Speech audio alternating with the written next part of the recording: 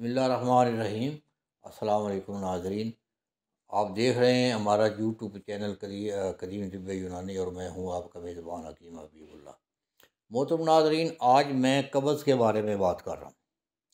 ایک ایسا نسخہ پیش کر رہا ہوں، بغیر تکلیف کے قبض ٹوٹ جائے گی، پخانہ کھل کر آیا کرے گا، اور چند دن کے کھانے سے ہمیشہ کے لیے قبض انشاءاللہ ختم ہو جائے گی۔ ویسے قبض والے جو لوگ ہیں وہ ذرا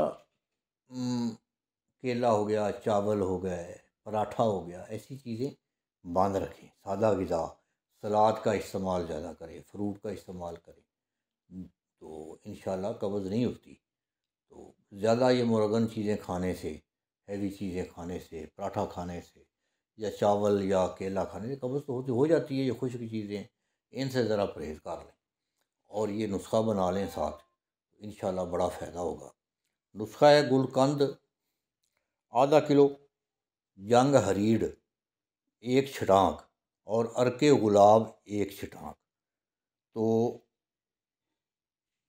جنگ ہریڑ کو باریک کر لیں، گلقند میں ملا کر تھوڑا سا کوٹ لیں، تاکہ اس کی جو گلقند کی جو وہ پھول ہے نا، پتی ٹوٹ جائے۔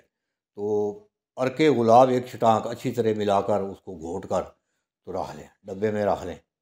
تو ایک چمچ صبح و شام کھلائیں، پھر آہستہ آہستہ کم کرتے جائیں، پھر بند کر دیں۔